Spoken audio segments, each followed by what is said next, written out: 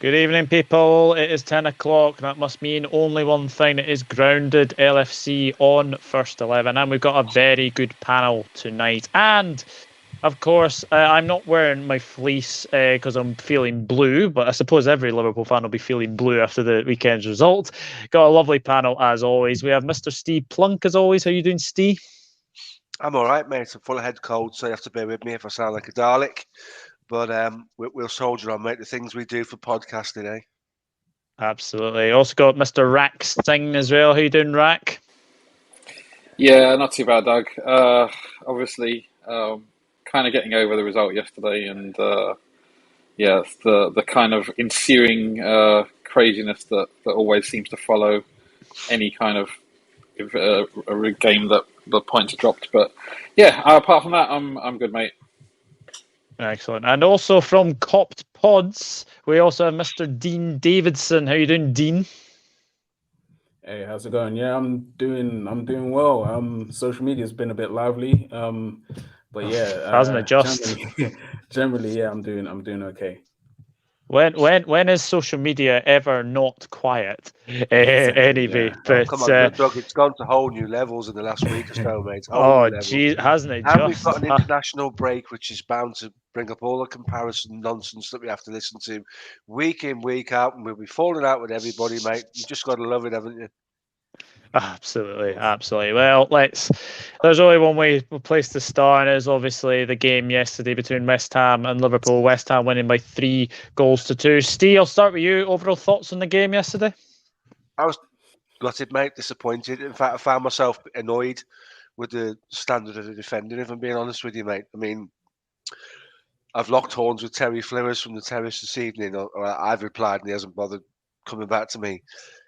He's run a video and showed all Trent's deficiencies, which is nonsense because the third goal, we've got 4 Liverpool players marking nobody on the front post, and he's left with Zuma and Rice. So I'm sorry, the Trent narrative doesn't work for me, mate.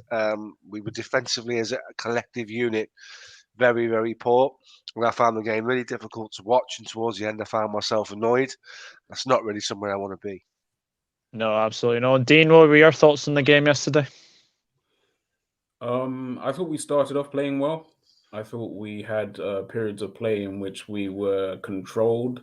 But I thought that overall, just collectively, especially defending collectively, we weren't smart enough. We didn't play with enough intelligence. I thought there were several instances, where we just weren't streetwise, and West Ham were very clever with some of the things that they did, particularly kind of taking advantage of set plays. And yeah, I think overall, maybe perhaps they deserve to take the 3 points on endeavour alone. Yeah, Rack, it was a bit of an off day for us yesterday, wasn't it? Yeah, both in terms of the result and the performance. I think in attack we kind of huffed and puffed a lot without creating that many great chances. And actually, I mean, I don't think we were that bad defensively from open play. The problem came in set pieces, as Dean just mentioned. I think we only gave away one big chance from open play, and that was the opportunity they scored from. That's been a little bit different compared to recent weeks. Recent weeks, the reason why I've been kind of most concerned, if you like, is the fact that we've been giving away a lot of open play chances. Normally from set pieces, we're really good both offensively and defensively. But yesterday was an off night, and unfortunately that came against West Ham, who are almost equally as strong, if not stronger, from us on set plays. Moyes has got them coached really well in that regard. So, bit of a perfect storm in a negative sense. It feels like we're back to 2013, 2014 when we couldn't defend a set piece to save our lives. But we'll go on to the first goal because obviously it does come from a Fornals corner. I have to admit, I thought West Ham's corners from Fornals and Bowen were right on the money yesterday. I thought they were very, very good deliveries, caused us a lot of problems. And obviously the first goal does come from a Fornals corner, and it goes down as an Alisson own goal because he seems to punch it into his net. Steve, is there a foul on Alisson there, or do you think he has to be more stronger there? I'm not having that as a foul, mate. He's a big lad. He's got to use his physicality. When the ball comes into the box, any standard of football, people jump in anticipation that it will find its way to them. 2 or 3 people go up at once. There's a coming together of bodies. He's not even looking at Alisson. So for me, I think for Klopp to come out and say that's a foul on the goalkeeper because it hinders him. There's a famous saying in football, isn't there? The goalkeeper comes and takes everything, ball and all the players in front of him. And years ago, they used to teach goalkeepers when they come out and took the ball to lead with a knee, so anyone in front of them got flattened, type of thing. If that Alisson does have an Achilles heel, that's it. In the sense that doesn't like it physical around him. And you're absolutely spot on. Their delivery was brilliant. And Antonio did it for the third goal. And we used to do it to Edwin van der Sar with Dirk Kuyt every time we played Man United. Stick someone on nice and close to the goalkeeper, make it uncomfortable for them. We didn't deal with it defensively. We came up short on the set pieces yesterday. So I'm not having that as a foul. I mean, people might disagree in the room now, but no, I can't have that as a foul for me. Dean, will it be you? Yeah, I thought it was a foul. I thought, again, I've had lots of kind of conversations about this on social media, but it's not. This is the way to see it. It's not what I personally think it is. So what I personally think it is irrelevant. What we personally think it is irrelevant.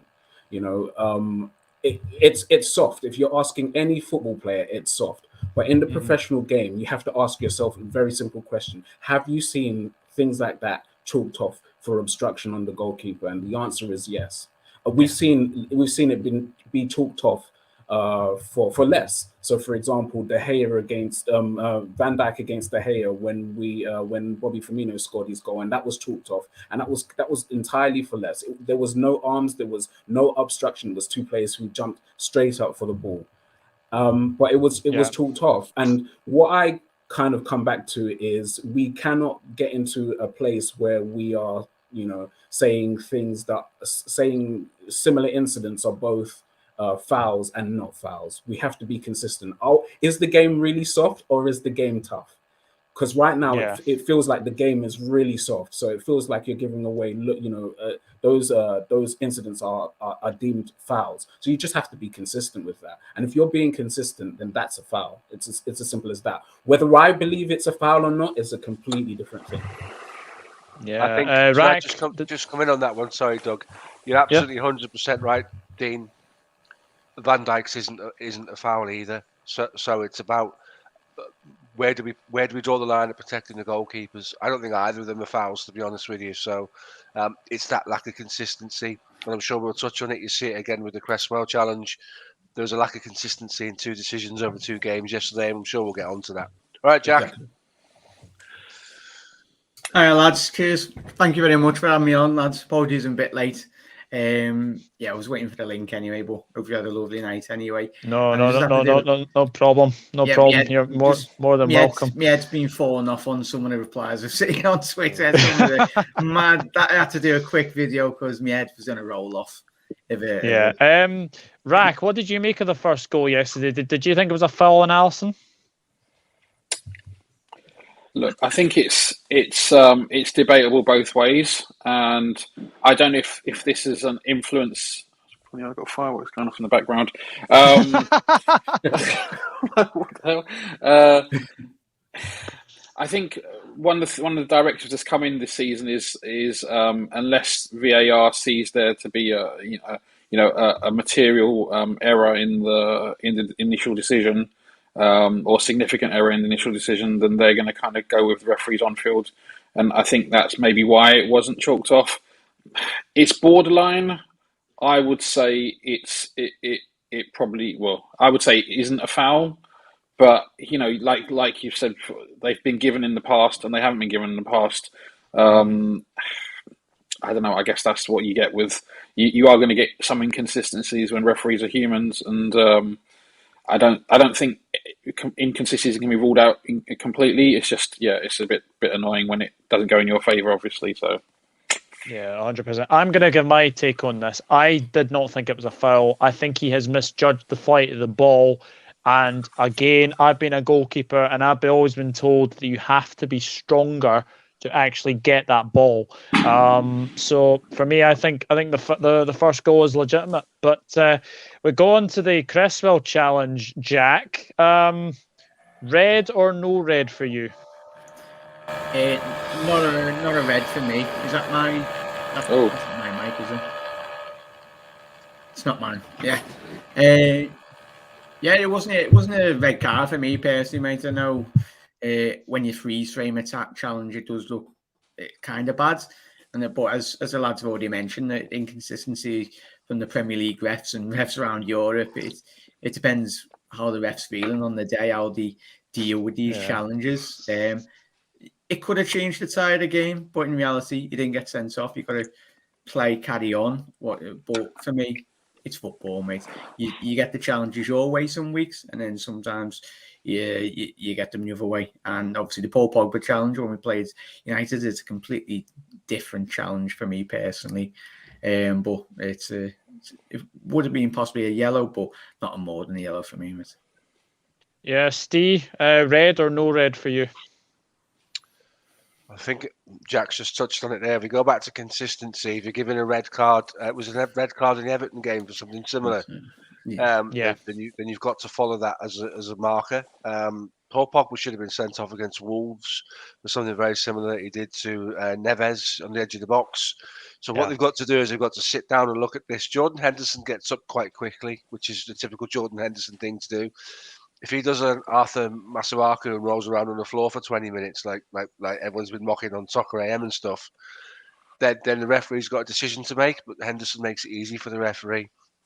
Yeah. If that is with any more impact, that's a standing leg. That there's a good chance he tries to bend that leg the wrong way, which is definitely a career ender for Henderson.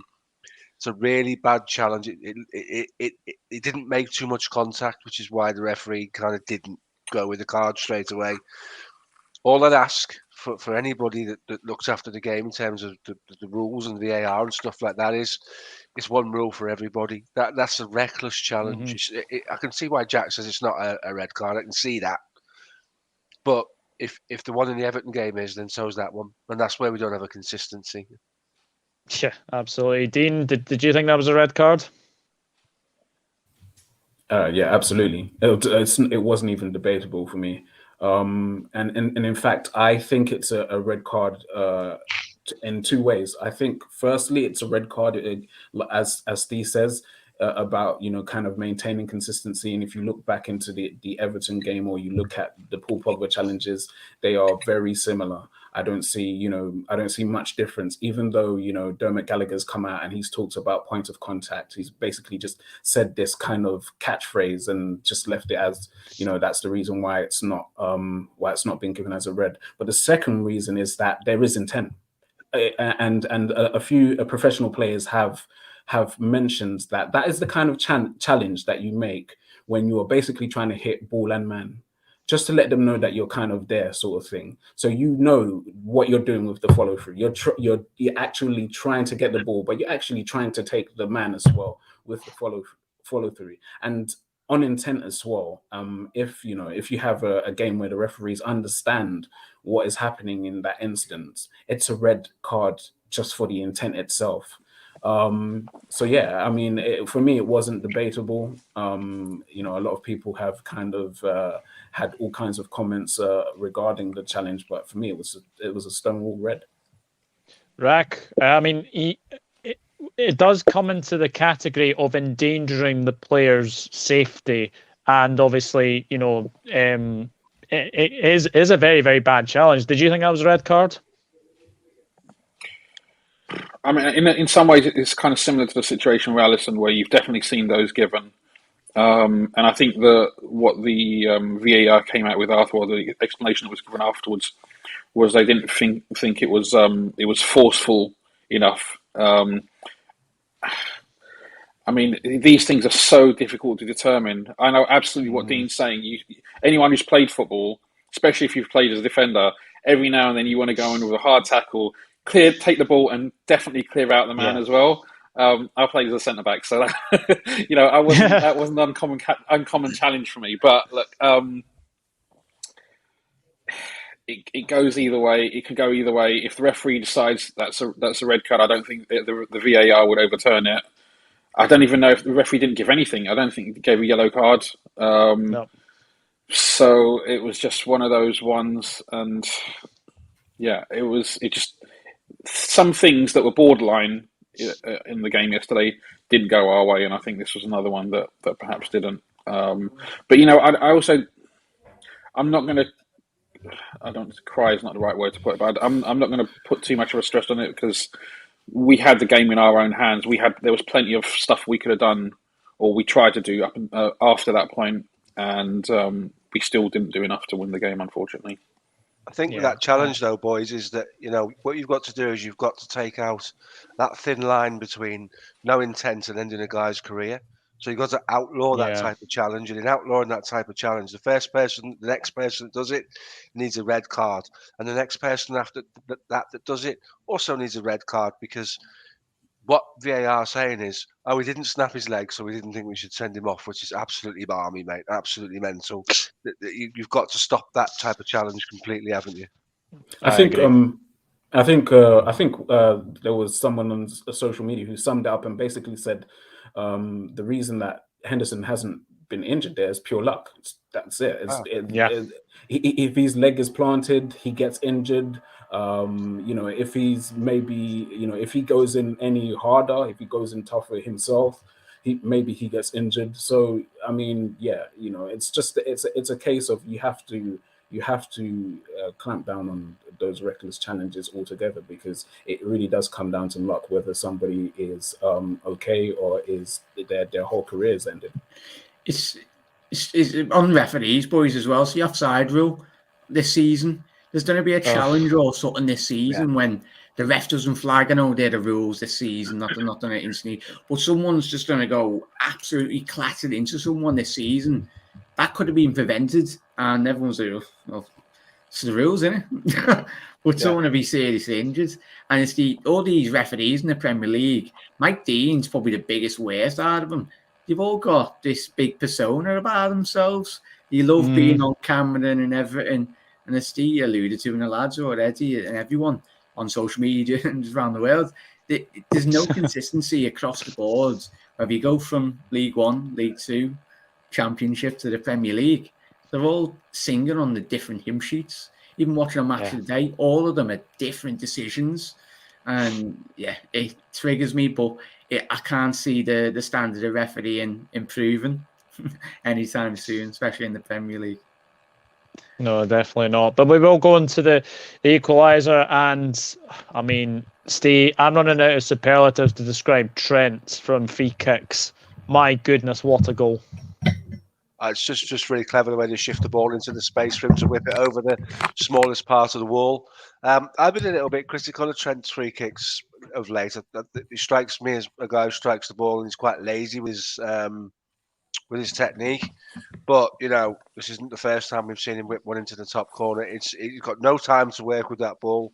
He's got one place he can put that ball to score a goal. It's just an absolutely tremendous strike, isn't it? And it's further testament to that boy's ability. Brilliant goal, mate. There's no words I can give you guys here to do that justice for the speed of reaction and the time he's got to do that, because half a second later he's closed down. Everything in that works. And Mo gets an assist, so it's a win-win, isn't it? Yeah, absolutely. It's another goal involvement for Mo Dean. You just don't save those, do you? No. It was a great free kick. It was great execution. I'm like Steve. I have been slightly critical of Trent's free kicks, because Trent is someone who pretty consistently tries to go over the wall, and oftentimes it's from too close in. So he always gives himself zero margin for error, basically. And what tends to happen is he hits it over. But I think it was very clever to shift it this time. I think if he did go over the more central part of the wall, it probably goes over. So, they've managed to shift it just a little bit and to go over Bowen's head. And and as long as you kind of get it over from that close, the keeper has no chance. The keeper is it's essentially a penalty shot. So the keeper's picking a way to go. The keeper decides that it's going to his right, and then it's over. Yeah, Jack, do you always feel confident when Trent steps up to take a free kick? Not quite a Luis Suarez, is he? Remember when Luis used to stand over a free kick? You just knew it was game over already. But yeah, he's been practicing. He's probably only Liverpool's main set piece taker, isn't he? He's always on. Mm-hmm. Obviously, Robbo started to take a couple of corners, especially on the left-hand side, outward swinger when he does play. But Trent, yeah, I'd be up for someone else to take them, but there's no one really in this Liverpool squad that's really been practicing set pieces, have they? Yeah, someone's about to take off, aren't they? Can you hear that, guys? Yeah. Yeah. Who's going on holiday? Jack, I think unmute yourself. Yeah. Jack, yeah, it's Dean. When you're not speaking, mate, you just mute yourself. You've got a bit of feedback from your mic. Yeah. So obviously, going into half time, Rank, what were your thoughts? I'm the eternal optimist, and I thought, okay, West Ham have had their chance. Now it's time for us to take over, and we'll keep knocking on the door, and we'll get 1 or 2 goals. I was right in the sense we got our goal, but and to be fair, territorially we dominated. We kept the ball, kept playing it around like we normally do, looking for the openings, and we had a couple, that I can't. Was the Robertson cross for Mane's? That was the second half, wasn't it? Where That was Mane the missed second up half, almost yeah. point back. Yeah. So we created a few chances, but yeah, for whatever reason, even Mane's diving header in the last few moments, we created some opportunities, but it just wasn't. It wasn't with the same volume that I would have expected, and obviously, yeah, we conceded as well, which I wasn't expecting. Yeah, Steve, like that second half, we just didn't turn up. And obviously that chance for Mane comes in the 54th minute, and he should do better, shouldn't he? Yeah, he should. There's a couple. Origi misses a free header right at the end as well, where he just heads it to the goalkeeper. We were not particularly sharp in regards taking our chances. And it cost us, didn't it? West Ham turned up with their A game and did what they do, and like you said, we created chances. We camped in front of them and we moved the ball left to right. And a lot of people have come out saying that's tiki-taka football. It's not. It's patience. It's trying to wait for somebody in the West Ham backline to switch off to create your opening. It's nothing to do with overpassing of a football to stat pad. It's what you do when you're trying to create openings with mid blocks, which is basically what they did. It wasn't quite a low block, but it's certainly a mid block playing on a counter attack. We still created chances, and realistically, didn't Mane miss one right late as well when he should have volleyed it and he headed it Diving header. the goal? Yeah. See, there's 2 goals straight away in the last 5 minutes we should have had. So it's pleasing that we still created, but defensively that second half, mate, we were all over the shop. That's a tactical foul on what's his name, Jared Bowen, all day long. Someone's just got to stick a foot out and bring him down, and it's the end of the move, isn't it? So it's all very well. There were 3 around him. There were 3 players around him, and none of them did it. Exactly. Crazy. Robertson, Fabinho, and Matip. And none of them brought him down. Today is saying that why didn't Trent track Fornals' run?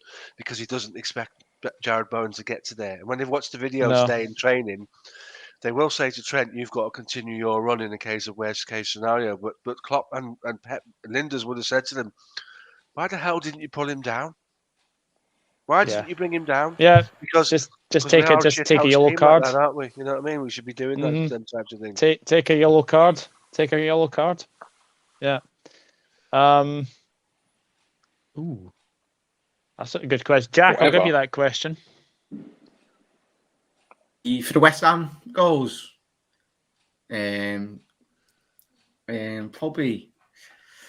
if it was a West Ham game, yesterday.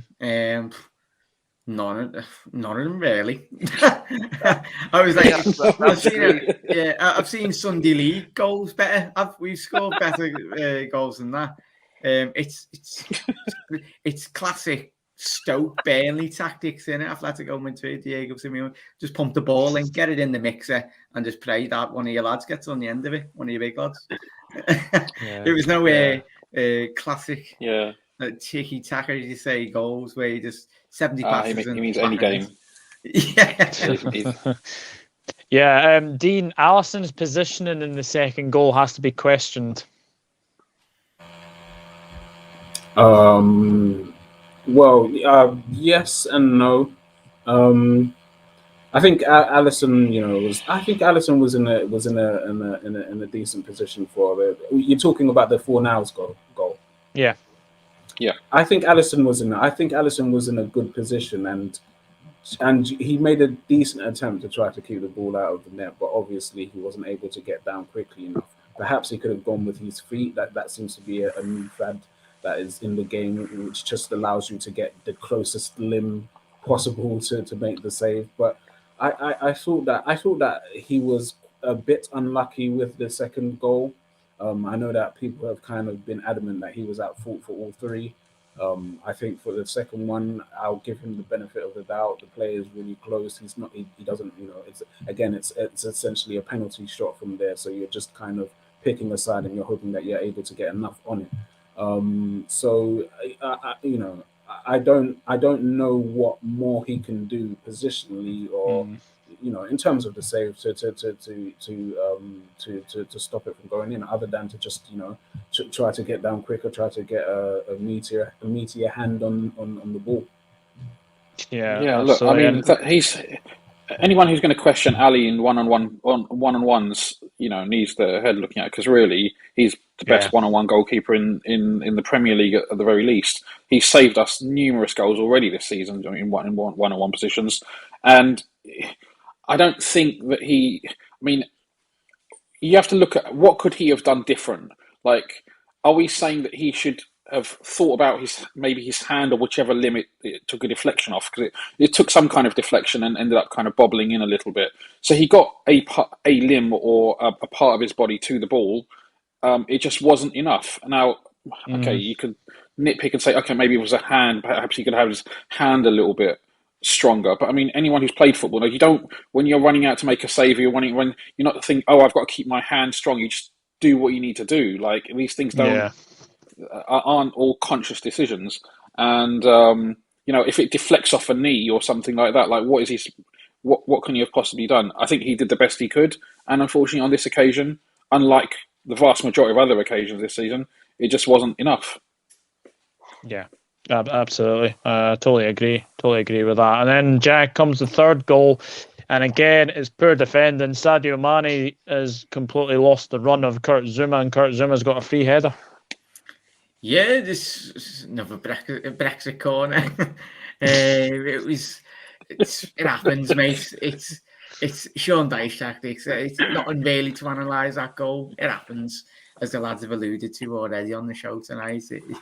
You can overly criticise the players, but they'll come in this weekend, the lads that are on international duty, and Jürgen and the technical staff will be absolutely drilling them. They'll do a lot more set piece training, and rightly so. But I think coming the back end, the weeks to come in the league, I think obviously teams will look at that and analyse that and go, right, that's a weak point in Liverpool's game, obviously against Brentford as well, and certain games in the past. But I think in going forward, we'll learn so much, and the players would have learned so much. But I'm pretty sure that this Liverpool side won't be continuing to make those mistakes that we've seen against West Ham, mate. Yeah, absolutely. And also at that moment, Steve Klopp decides to bring on Origi for Jota, and then about 5 minutes later, Origi makes it 3-2. Yeah, that's his first goal in God knows how long. Is that not his first goal for a while, isn't it? Yeah. Origi's a strange one. You're not going to get too many centre forwards that are going to settle for 9 minutes every 2 weeks and not be banging on the manager's door screaming and shouting for game time. I know he can negotiate in January a move because he's in his to the point where he can agree a contract with somebody else for the summer. I have a degree of sympathy for him, although he doesn't make life easy for himself in that he hasn't had opportunities. I was on a pod earlier this evening. I was asked the same question and sort of going off on a little bit of a tangent. We're not in a position to go and buy 20 first-team players. Our first 11 picks itself. And then you've got to have players who are happy, like Minamino is, to come on for 15 minutes here and there, like Origi is. The only one who really, I would imagine, makes that difficult is Diogo Jota. The rest of them, you can't have world-leading superstars, although Chelsea and Manchester City are trying to change the pattern of football and make it more of a squad game. We don't have that luxury. So, I think there's an argument to give him a game, because I have to be honest with you, I was disappointed with Jota's performance through the centre. And I've been saying for a little while now, I think Jota is a threat to Mane's position, not to Bobby's, because he doesn't appear to be able to play with all things going on around him in like a 360 circumference. It's a ridiculously intelligent role Bobby plays in that only Bobby can do. So we really missed him at the weekend. But yeah, Origi wouldn't hurt to give him a run, would it? Wouldn't hurt to say to him, no, absolutely not. Put it in a position where we talk to you about potentially a contract if you're not dead set on leaving. But he's got all the attributes. He's a big, strong lad. He's willing. He used to be a willing runner of the channels. Good in the air, an eye for the spectacular. And, he'll be a cult hero if he leaves the football club. But I just can't figure him out, because he doesn't appear to want it enough for me. If you're looking at your players and thinking, who wants to make an impact? Who wants to give me a decision about who plays next week? He too often goes through the motions, but a great goal. And he should have scored with the header later on, as I've already said. Yeah, absolutely. Dean, we definitely missed Roberto Firmino's creativity yesterday, didn't we? Yeah, absolutely. Yeah, he's the one that knits everything together. So I think I looked at the match, and we had a lot of the ball early on, and it was pretty much after about 10 minutes I kind of realized I think that this is the kind of game that Bobby Firmino would thrive in. Not only would he kind of put in the kind of work that was needed defensively when we don't have the ball, especially around Rice in the central midfield. I think that his intelligence, his movement between the midfield and defense of the opposition would have occupied them a lot more. There was a lot of space in those areas. We just didn't have the personnel to be able to take advantage of that. And like has been said, Jota isn't that kind of player. He doesn't have that kind of intelligence. So I think Bobby was a big miss for us yesterday. I think he would have definitely made a telling impact and really kind of opened it up for the rest of the attackers to play their game. Yeah, definitely. And then the chance right at the end, Rack. Mane hit free header 6 yards out and he misses it, and you're just thinking that's the game gone. Yeah, that was the moment where we could have salvaged something from an average display, to put it kindly. And after that, unfortunately, it was curtains, and not much more to say, really. Mane, I'm not going to criticise him too heavily for the miss. He scored more goals than £100 million strikers who I won't name, and but despite that, he does miss goals sometimes. He does miss sitters sometimes, but you have to be there. You got to take the responsibility. I think he's been good. A lot of people kind of were quick to announce his demise at the start of the season, and I think his game's changed a little bit. He's turning into more of a penalty box poacher rather than the creative wide forward that we've seen. He seems to be a bit more direct and looking to get goals this season. But maybe we do lack a bit of creativity because of that as well. It's one of those things. You have to be in a position to get those. Unfortunately, on this occasion, it came to him a bit too quickly and he missed. Yeah, very, very unfortunate that. But it's our first loss in 25 games, Jack, and everyone's going crazy. Yeah, well, I've just done it. It's 19 losses in the Premier League in 4 years and 11 games. So some teams in the Premier League have 19 losses in a season, or even a lot more than them. I'm not saying any names. But yeah, it's mad. We've become, obviously, it's a winning mentality being a big club like Liverpool Football Club. You go into every game expecting to win. And we're absolutely fuming. If we got a point yesterday, would have been daylight robbery. And if you would have been a West Ham fan, you would a couple of tellies would have been smashed anyway. But yeah, guttering, mate. But sometimes football teams do lose a game, but sometimes it is the manner in which you lose games. It's quite disappointing. But we'll bounce back, mate, and I'm pretty sure this has set us on a good momentum leading going forward in the league. And there'll be no more disappointed person other than Jurgen Klopp. Yeah, absolutely. One question I wanted to ask, because obviously there's been a lot of talk about Andy Robertson after this game. Is anybody worried about his form? Yeah, I am. And so is this guy here. So I'll put that comment back on screen. Listen, Andy Robertson for 2.5 years, nearly 3 years, has arguably been the best left back in the world. But players do get burnt out. Players can do too much. And last season, when all of the defence fell apart, he was the most senior defender in the squad very often, and probably would be rested for games. But Klopp didn't have that luxury. He needed to play him because he was able to cover. I've said this many times on pods before. You cast your mind back to the derby, Seamus Coleman misses a free header on Robertson's side. From that moment on, Robertson stayed at home for the rest of the season because it was a massive wake-up call to our defensive frailties. I just think he's gassed, mate. I think he needs a break, and he'll come back because he's quality, isn't he? But he's tired, and Tsimikas has done nothing wrong. Tsimikas should be getting run in the side. So, if nothing else, from a meritocracy point of view, to show that if you play well, you play. Tsimikas probably. I mean, we spoke about this on Saturday, Dean. Tsimikas probably deserves to play, but we didn't think he would, and we were proved right. But Robertson's form is a concern for me. I don't know if you guys agree, but it is a concern for me.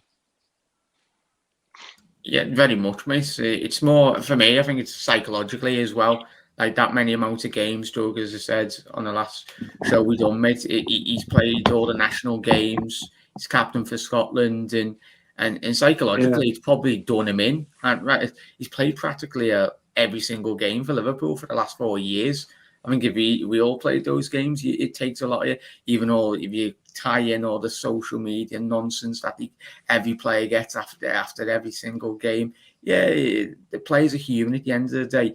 And my mate sits next to the dugout at Anfield as well, and even he heard Robinson against Brighton react.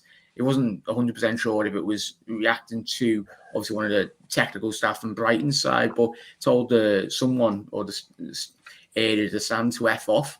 So obviously he reacted. He's very reactionary. He was against Brighton, but it is a concern, and rightly so. Costas, he's not put a foot wrong this season, and it's for the benefit of Liverpool. No, he hasn't. Obviously, we can be sentimental, but it's a results business.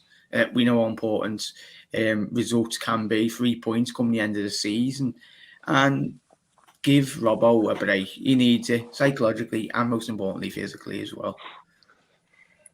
I did want to make a quick point. Oh, sorry, Doug, go ahead, mate. That's all right. No, what I was just going to add there, Jack, is that Andy Robertson is the Scotland captain. There is no way he is getting a break, sadly. Yeah, it's a fair point. One thing that I've heard people talk about though is they've mentioned the word favouritism. I don't know if this is. I'm guessing it is a reactionary thing that's come out after the game, and people are saying Klopp he's showing favouritism by playing Robertson and perhaps other players, and like I just think the word favouritism. The words we use have a degree of importance, and when people say the word favouritism, that means that Klopp is showing favouritism at the expense of wanting to get results. That's basically what you're saying when you're saying that he's playing favourites. Klopp is picking the best team that he thinks can win the game. You know, all things considered. And if he thinks Robertson, if you say if he thinks Robertson is the guy to do that based on everything that he's achieved over the last 4 years. who am I to say? Who am I to say different? Right? I don't see him in training. I don't see him in and around the players and all that kind of stuff. I see him for 90 minutes, and I draw my conclusions based on that. But that's not everything. Tsimikas has played well this season, and it's ironic because this time last year, no one would be calling for Tsimikas because no one had really seen him play, and they would be saying, "Oh yeah, we bought this guy and he hasn't played. What a waste of money." I do kind of laugh a little bit now. People, coming out saying, "Oh yeah, he should be the guy." I think when he's played, Tsimikas has done well. He hasn't. I think he has done a couple of things wrong. I remember the first game he got twisted and turned a little bit on a couple of occasions. So no one's foolproof. Robertson has a track record, and I can understand why in a difficult away game, Klopp may have wanted to go for that. The devil he knows as opposed to the devil that he maybe doesn't know quite as much, but. I just when people start saying stuff like that, it really kind of gets my go up a little bit. Yeah, I would agree. Dean, do you want to comment on that? Yeah, I'm a big Robertson fan. I think I think he has been clearly the best left back in the world, and he is one of our most important players. So I can understand why Klopp kind of persists with him even when he has an able deputy in Tsimikas. I do agree with Steve. I do agree that he's knackered. He has been for a while, and it's having an effect on his overall form. And if it starts to have effect on his overall form, and then that affects us in games, you have to make the big decision, which is to just put him on the bench. One thing I will say though is that I think there is a bit too much emphasis being placed on Robertson's deficiencies right now. I don't see it as one of the main issues that we're suffering from, and with that in mind, I think there is too much being placed on what Tsimikas will then provide us with. Tsimikas is exceptional going forward. We're not struggling going forward. So while it would be good to have a left back who provides an additional assist, I don't think that is a major issue for us. But yeah, like I say, it's good to have that deputy that is ready to come in and seems ready to provide us with another option. And yeah, as if we can get him to play more games, and then that kind of competition spurs on Andy Robertson, then that's all the better. And look, the margins are so fine. If that cross that Robbo puts in that Mane shoots straight at the goalkeeper. Now, if Mane puts that, I don't know, a couple of feet one way or the other, it goes in, then at least 50% of the people who are criticising Robbo now aren't really saying anything. Some of them will still, because I think this, criticism is part of being a professional footballer. You've got to be, we're all entitled to criticise as long as that criticism, I think, is fair and balanced. Half the people who will be criticising wouldn't be criticising if he put that same cross in and it was it's Mane who's missed that very good chance. Again, I'm not blaming Mane as well because these things happen in football. So yeah, just a little bit of balance, Can I just? Yeah, absolutely. Sorry, can I just say one other thing? Robertson, I feel, is also a victim of this thing that, and I could be completely kind of making this up, and I've had several conversations with people online about this, but I think that Robertson is a victim of this narrative that has been here since day one, that Robertson isn't as good as we believe he is. And that's something that he's had to face from rival fans within the Premier League, but also with Scotland fans who are adamant that Kieran Tierney is the better player. And I think, Robertson is one of those players with that narrative behind him, is one of those players where it will only take a small thing to go against him, some sort of error that he causes, and that just becomes a big issue. That will, everybody will start to say, yeah, that's what we thought. Robertson isn't as good as, and it's unfortunate. We have a few players that are like that. I think Henderson's also another player that's like that, where there's always that underlying narrative that he's not that good. So yeah, that's another thing that Robertson is having to deal with, and it's unfortunate because I think he's an exceptional player, and yeah, just people have struggled to really kind of convince themselves that yes, an £8 million signing from Hull, a Scottish player, has been the best left back in the world. Yeah, absolutely, and obviously is that a thing, Doug? Are there a lot of Scottish fans saying that Robertson's overrated and Tierney's a better player, like a significant proportion? I have seen a lot of people say that. Yeah, I have seen a lot of people say that. I don't know why. I don't know why that is, but for me, Robertson always plays left back for Scotland. Kieran Tierney is always the left of the three and centre back. So Robertson for me is still the better left back.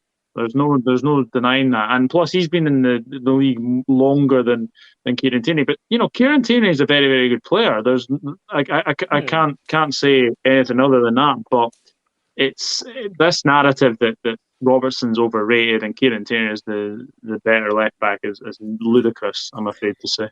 It's the people that say to Trent, "Oh, we can't defend." No, obviously he's not there to play in a system that defends. Our fullbacks are the most integral cog in this Jurgen Klopp system. That's how we go forward and attack teams. It's like even when you would have analysed Dani Alves' game all those years ago, everyone would have been pinpointing his defensive frailties. He played in a system that benefited the team and benefited him. You could analyse all this Liverpool defence week in, week out. Man United's defence, just look at how much of a shambles they are at the back. But it's all people's narratives on social media. Like they're so quick, reactionary. The fact that they were abusing Joel Matip's wife last night, and it's either Ginny Wijnaldum last season, and it's don't get me started. Yeah, don't get me started on that. Gets me in. It's nonsense. Do not get me started on that. I've seen comments that I'm not even going to repeat because it's absolutely disgusting. Yeah. I've outed somebody tonight for doing exactly that, mate. I've got 100. Raki saw it. I've got 104 mutuals who follow someone who called Matip the most disgusting thing. Just sometimes I'm ashamed of our fan base, but they're FIFA virgins, boys. They're not real football fans. Yeah. And I go as far as to say, and I've made this point several times, is the feeling in the ground is not the same as the feeling in Twitter. Yeah. They're two completely different things, mate. You can't have a discussion on Twitter, can you? It's all like characters, and even if you can get like if you say something, people take it out of context and like, "Oh, you've meant this," and you're like, "No, we haven't." But it's social media world in which we live in. It's disgusting. Yeah, I think to be fair, I think that's also true of all fan bases. Like Twitter is not a fair reflection of all fan bases. I've got plenty of friends who are season ticket holders at various different London clubs, and some of the stuff that some of them are on Twitter, some of them aren't, and they've relayed to me that Twitter's not a fair reflection. You're just naturally going to get a more reactionary when someone can hide behind an avatar and an alias or whatever. Then they can be more outlandish and more extreme with impunity. So, it's not really fair reflection.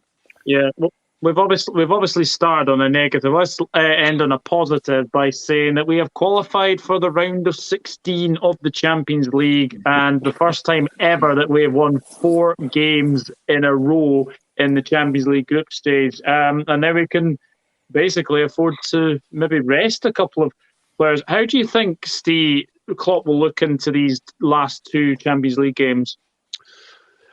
If we hadn't picked up a few injuries, he probably would have gone strong, because I've said for a long time, Liverpool's strength comes from intensity, playing 3 games a week. It's what we do. If you go back to last season when you heard Linda speak, there were weeks last season when we didn't train because it was Saturday, Wednesday, Sunday. Liverpool's intensity comes from double sessions and games coming thick and fast. And I've been saying for a while now, it's like they can't wait to play the next game. So Mo Salah and Sadio Mane will not thank you for sitting them on the bench watching European games of football in Milan or at home against Porto. Klopp has already alluded to the fact that there's a fair amount of finance attached to winning those games as well.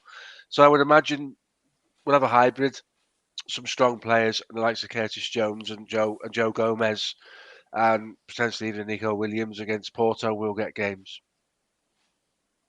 Yeah, I definitely agree. I mean, Dean, to win a so-called group of death with 2 games remaining is very impressive, isn't it?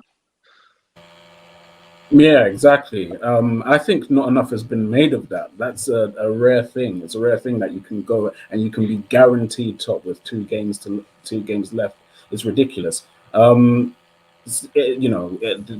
We have performed at a really high level in the Champions League, and to be able to win 4 games in a row for the first time is a marvelous achievement. And I agree with Steve. I think that they will probably go with a mixture of being strong and some fringe players. I'm hoping that maybe Tyler Morton can get a run out. That would be good to see him against AC Milan. So yeah, I mean, it's a great position to be in. It allows us to rest some players, hopefully prevent some further injuries, and tinker as much as possible. We can use it essentially as a glorified training session for fringe players and for anybody who needs to get back to fitness. Yeah, definitely. I mean, Jack, to beat Diego Simeone's Atletico Madrid twice in a row is very impressive, and I have to say, I'm so glad we are not getting them next round. Yeah, we've sent a message to the whole of Europe, haven't we, boys? That we mean business this year. It says a lot of zeros into Bayern and Ajax have already qualified this year, so it's positive. As Steve said, the financial aspect is important. FSG will be wanting those pennies, especially if they're that tight with the transfer budget. So we need every penny we can get. But yeah, it's massively impressive. But it's the manner in which we've just been discussing. Mane's performance, that performance against Madrid was phenomenal. He absolutely tore them inside and out, and the tactics which he did employ, you don't get that. But it was the fact that the way in which we performed against the top sides, as you said there, mate, the group of death, supposedly. It's been a walk in the park at the minute. But it's positive, mate.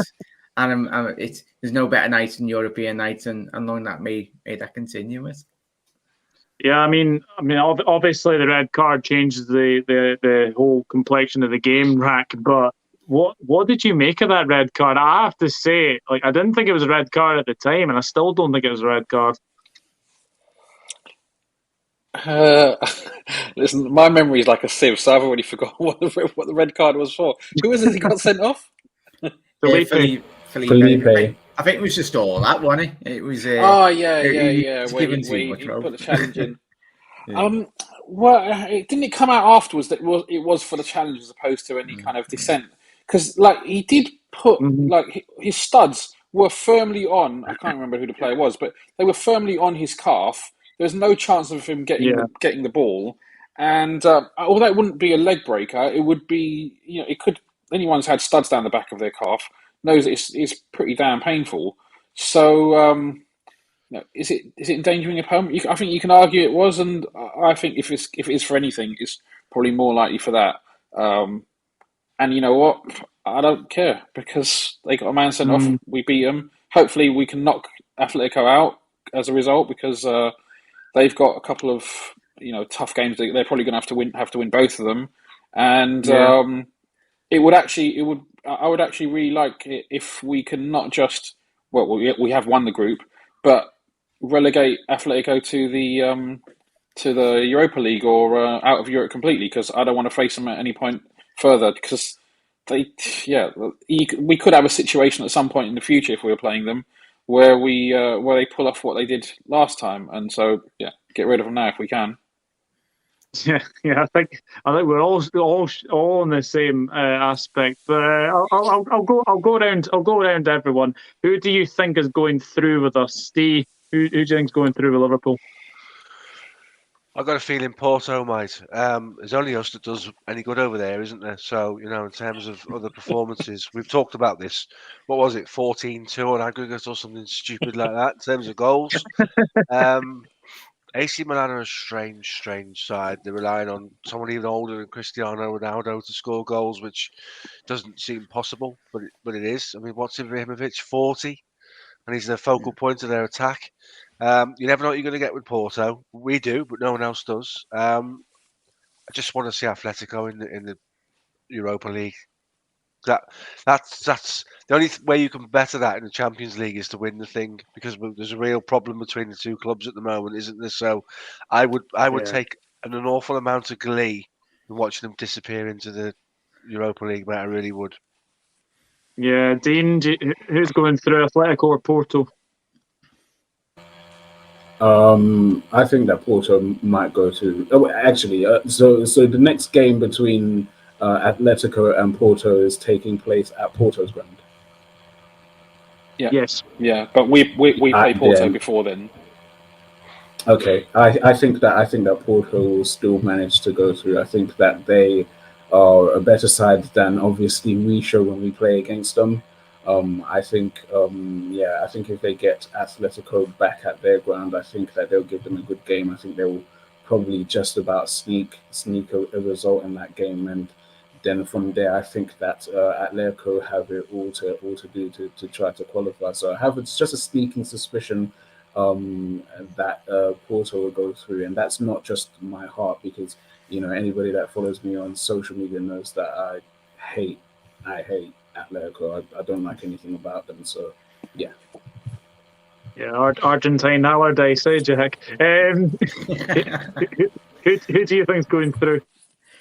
Porto, mate, and I'm pretty sure you're going to have a word with the Porto manager just before the kick-off. Yeah, mate, obviously we want to win the game, but if it meant knocking Diego out the competition, I think we'd be always be made up. And I don't know if you've seen the highlights of the Milan Atletico game at the San Siro. Somehow they won that game, and I'm pretty sure Milan will be baying for blood, really. They will volley them off the pitch. It'll be an interesting game to watch that. So Milan won't make it easy for them, but fingers crossed Porto do progress. And you never know. Obviously, we can't get them straight away in the knockouts, but if they do progress through the last 16, we get them in the semis or something. So that'd be sound. They're going to be sick and tired of the sight of us, aren't they?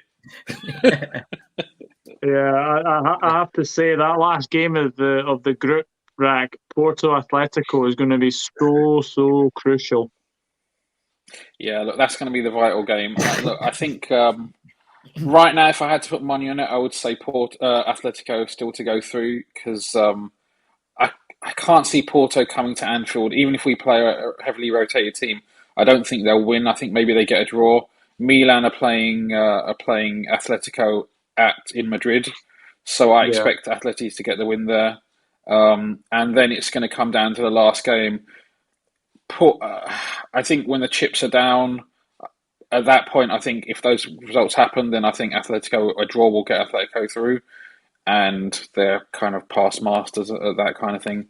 But yeah, I'd like nothing more than for Porto to go through at their expense. I think we're all unanimous. Yeah, I'm the same. I just do not want to see Atletico Madrid in the last 8 or the last 4. I just honestly wouldn't. But they're not the team that they once were, and I think everyone obviously notices that. We've beaten them. We beat them in Madrid, and at Anfield we cruised through that game. It has to be said. But as I've said, it's always nice to end on a positive, as we've obviously done tonight. Because obviously there is no game to look ahead to this week, because obviously it is an international break. So obviously enjoy your international break. I know it's not the best, but it's the last international break until March, so we can obviously celebrate that as well. Big thank you to my panel tonight, Mr. Steve Plunk. What have you got coming up this week, mate? Quiet week, because obviously there's no fixture, so we're going to do a tier list on kits over the years that we're going to run out through Copped Pods. at some point next week. So we'll have a look at all the kits of yesteryear and who played in them, and we'll rate them iconic, garbage. There's one or two that have really been bad, one or two that have been a bit special. So we'll have a look at that. We'll roll that out on YouTube and what have you. But yeah, quite weak really, mate. Not having games does that to you, doesn't it? And I'm really not interested in international football. I've got to be honest with you. So yeah. And also get well soon as well. I know you're suffering a wee bit. I've suffered a wee bit this week. I've not been all right, not been well at all. So, yeah. Dean, thank you very much for coming on as well. What have you got coming up this week? Not much in terms of the football front. I would say as much as when it comes to the football, it's probably a lot more sparring on social media.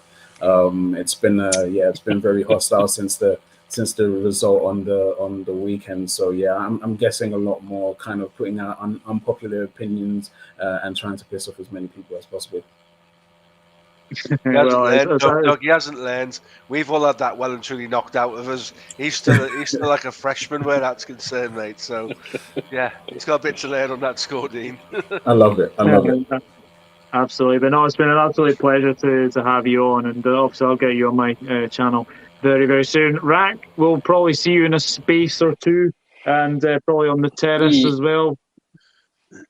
Yeah, same bits and pieces. It's going to be a bit quiet over the next week. I'm not really that interested in international football at the moment, so yeah, but not much. Yeah, we'll see. I have no plans on doing anything this week. No, I'm on holiday from work, so I'm just relaxing as well. Jack, thank you very much for coming on. Hope you've enjoyed it.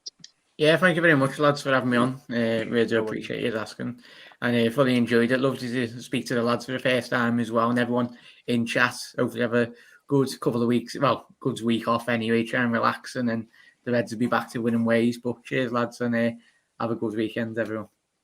Yeah, it is boring without club football, but unfortunately, this is the last international break until March. Woohoo! I think everyone is saying that anyway. But from the five of us, it is good night, and you'll never walk alone. Cheers, Reds.